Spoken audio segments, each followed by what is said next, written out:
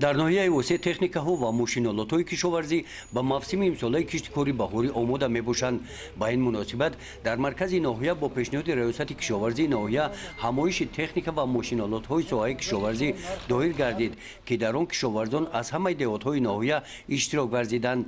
дар ин чораминӣ муовини сарвазири Тоҷикистон вазири кишоварзӣ ва намояндагони раёсати кишоварзии вилояти Хатлон иштирок ва аз рафти омодагии техникӣ ва ҳолати мошиналотҳои кишоварзӣ дар деҳотҳои ноҳия шинос гардида, дар самти бо сифати баланд иҷро намудани коркарди заминҳо ба механизаторон маслиҳатҳои муфид доданд.